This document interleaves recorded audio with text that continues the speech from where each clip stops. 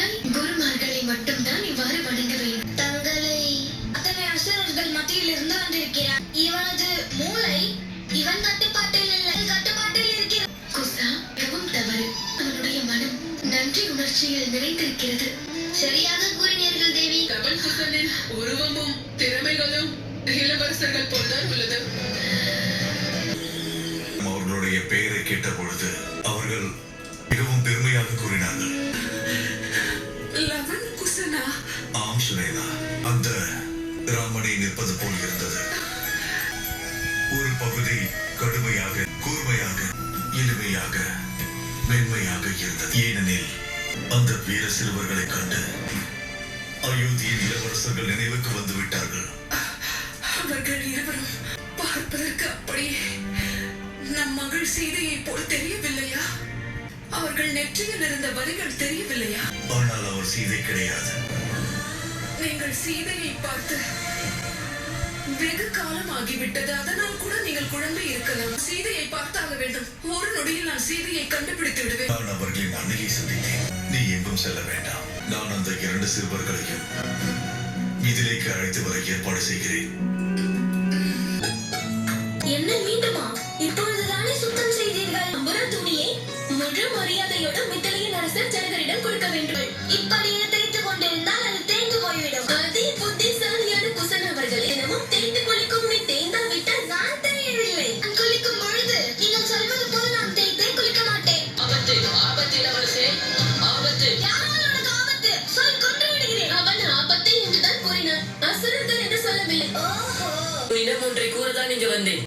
நான் மறுமலையில் மிதிலையில் உள்ள முனிவர்கள் நம் குடிலுக்கு வருவதை கண்டேன். அவர்கள் நம் குருவிடம் மிதிலை நகரில் ஏதோ பிரம்மாண்டமான வில் போட்டி நடக்கப் போவதாக கூறினார். உத்தரவு கிடைத்தால் மகாராஜா ஜனகரை அங்கு சந்தித்து அவரிடம் ஒப்படைக்க வேண்டும்.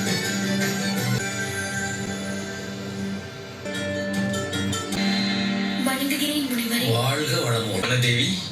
முதலில் என்னுடைய நன்றிகளை ஏற்றுக்கொள்ளுங்கள். தங்களின் புதல்வர்கள் எனது சகோதரன் சோமகரனை காப்பாற்றி மிக பெரும் உதவியை செய்துள்ளார்கள். தன் நண்பனுக்கு உதவி செய்வது அவர்களுடைய கடமை. என் அன்னை அவர்களை பார்த்தவுடன் அடையாளம் கண்டு கொள்வார்.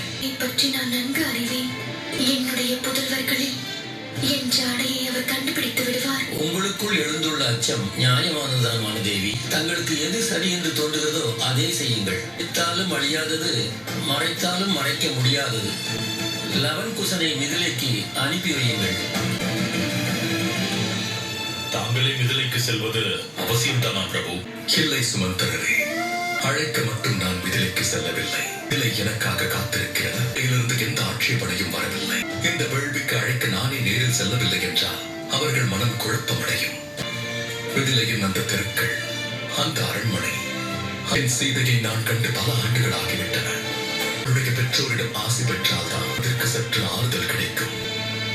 எனக்கும் அங்கு செல்ல வேண்டும் என்று ஆசையாக இருக்கிறது.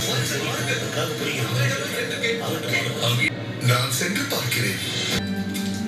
இது ஒன்றும் வெகு தூரம் பயணம் கிடையாது குசன். அம்மா நதியிலிருந்து எது கூட வெகு தூரம் பயணம் இல்லை. தானே உணவுகளை எடுத்து செல்ல வேண்டும். அதி புத்திசாலி குசன். இம்முறை சோமகரனுக்கும் செல்ல மாட்டான். பூந்தோட்டம், அங்கிருக்கும் சிவனாலயம், அந்த அரசவை, அங்குதானே ராமர் வில்லை எடுத்து உடைத்தார். அவை அனைத்தும் நாம் நேரில் காண போகிறோம். தங்கள் பணியை தாங்கள் செய்யுங்கள். விதியை அதன் பணியை செய்ய விடுங்கள். கூறுங்கள், என்ன பிரச்சனை? பிரபு அரசர் வாழ்க.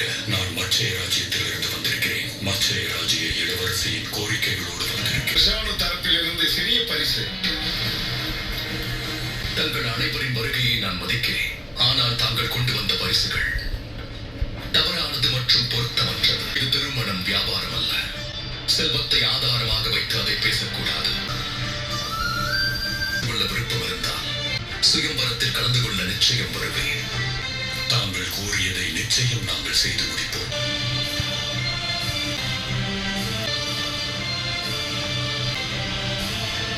அது மட்டுமல்ல, மிதிலையில் கௌரி ஆலயத்தின் பூந்தோட்டம் சொர்க்கத்தை விட அழகாக இருக்கும். பல வண்ண மலர்கள். நீங்கள் அப்படி மிதிலை மற்றும் தேவி சீதையை நேரில் கண்டது போல் கூறுகிறீர்கள். ஆமாம், சிறு வயதில் மிதிலைக்கு சென்றிருக்கிறேன். இளவரசி சீதையையும் கண்டேன். அறிவீர்களா? மிதிலையை அறிவு நகரம் என்று கூறுவார்கள். ஒன்றை நினைவில் வைத்துக் கொள்ள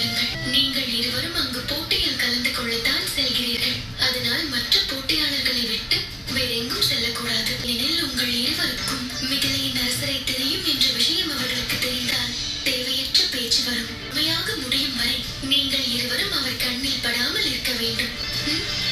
சரி அன்னையே, நாங்கள் அவரிடம் சென்று பிரபு ராமர் மற்றும் மகாராணி சீதையின் பெயருக்கு கடிதம் எழுத சொல்வோம். அந்த கடிதத்தை அயோத்திக்கு கொண்டு செல்லும் பணியை நாங்கள் ஏற்றுக்கொள். நிச்சயம்.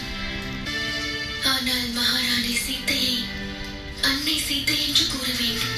அதுதான் அவருக்கு மிக மகிழ்ச்சியை கொடுக்கும். அன்னை சீதையா?